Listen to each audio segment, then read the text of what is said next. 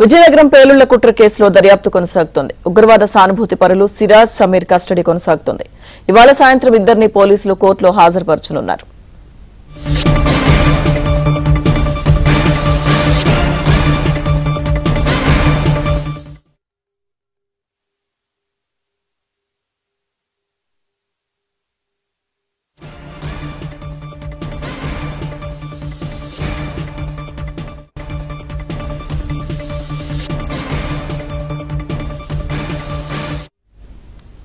విజయనగరం పేలుళ్ల కుట్ర కేసులో దర్యాప్తు కొనసాగుతోంది. ఉగ్రవాద సానుభూతి పరులు సిరాజ్ సమీర్ కస్టడీ కొనసాగుతోంది. ఇక ఇవాళ సాయంత్రం ఇద్దరిని పోలీసులు కోర్టులో హాజరుపరచనున్నారు. ఈ అంశానికి సంబంధించిన పూర్తి సమాచారం మా ప్రతినిధి శ్రీనివాస్ అందిస్తారు.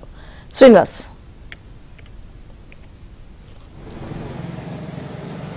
లక్ష్మీదుర్గ, సిరాజ్ సమీర్ ఈ ఇద్దరు కూడా ఉగ్రవాద భావజాలంతో దేశంలోని ఇతర దేశాల్లోని పలువురితో లింకులు ఏర్పాటు చేసుకున్నారనేటటువంటిది ఆ విజయనగరం తాలూకా పోలీసులు ఎఫ్ఐఆర్లో పేర్కోవడం జరిగింది. ఈ నేపథ్యంలో కోర్టుకి వీరిరువురిని కూడా కస్టడీకి కావాలని కోరడం జరిగింది.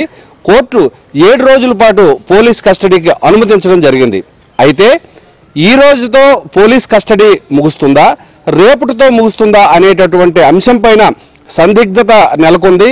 ఎందుకోసం అంటే కోర్టు ఎక్కడ కూడా ఏ రోజు నుంచి ఏ రోజుకి అనేటటువంటి తేదీలను పేర్కొనలేదనేటటువంటి అంశాన్ని పోలీసులు ఇక్కడ చర్చించుకోవడం జరుగుతుంది. ఎందుకోసం అంటే కోర్టు ఉత్తర్వులను అనుసరించి అయితే ఈ రోజుతో పోలీస్ కస్టడీ ముగుస్తుంది. విశాఖపట్నం కేంద్ర కారాగార జైల్లో ఉన్నటువంటి నిందితులను పోలీసులు స్వాధీనపరచుకోవడం విషయంలో చూస్తే రేపటితో కస్టడీ ముగుస్తుంది.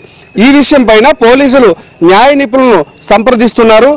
ఒకవేళ ఈ రోజే కోర్టులో ప్రొడ్యూస్ చేయాలనుకుంటే ఈరోజు సాయంత్రానికి వైద్య పరీక్షలను పూర్తి చేసి నిందితులు ఇరువురిని కూడా కోర్టులో హాజరుపరచడం జరుగుతుంది. అయితే ఇప్పటి వరకు జరిగినటువంటి అంశాలలో విచారణలో చాలా కీలకమైనటువంటి అంశాలను పోలీసులు తెలుసుకొని విస్తుపోయినటువంటి సందర్భం అయితే సమాచారం అయితే అందుతూ వస్తుంది.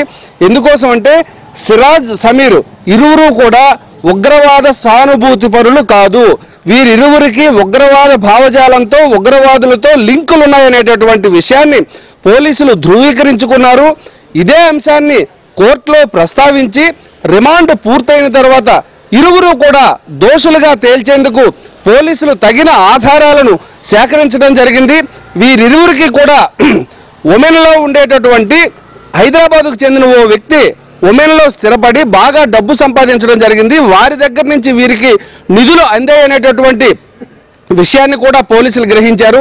అదేవిధంగా ఢిల్లీ, బీహార్కి సంబంధించిన మరో ఇరువురి నుంచి కూడా వీరికి పూర్తి స్థాయిలో సహకారం అందిన విషయాన్ని కూడా పోలీసులు ధృవీకరించుకోవడం జరిగింది. కొన్ని అంశాలనైతే ముక్తసరిగా ఇద్దరు నిందితులు కూడా సమాధానాలు చెప్పారు, పూర్తి స్థాయిలో సమాధానం చెప్పలేదు. అయితే ఇదే అంశం పైన వీరిని రిమాండ్ కస్టడీ అనేటటువంటిది పొడిగించమని కోర్టులో కోరుతారా, లేదంటే ఈ కస్టడీతో పూర్తి సమాచారం వచ్చిందని పోలీసు వర్గాలు దర్యాప్తు బృందాలు సంతృప్తి చెందుతాయా అనే అంశాన్ని మాత్రం పోలీసులు ఉన్నతాధికారులు క్రోడీకరించుకోవాల్సి ఉంది.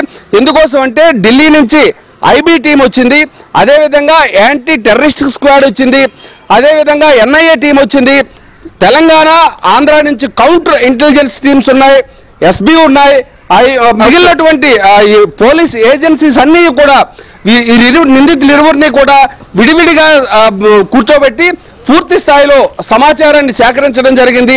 ఏది ఏమైనప్పటికీ కూడా ఈరోజు సాయంత్రానికి అయితే మాత్రం కోర్టులో హాజరుపరిచేటటువంటి అంశంపైనే పోలీసులు పూర్తి స్థాయిలో దృష్టి సారించాయి. Lakshmidurga. Right, thank you Srinivas.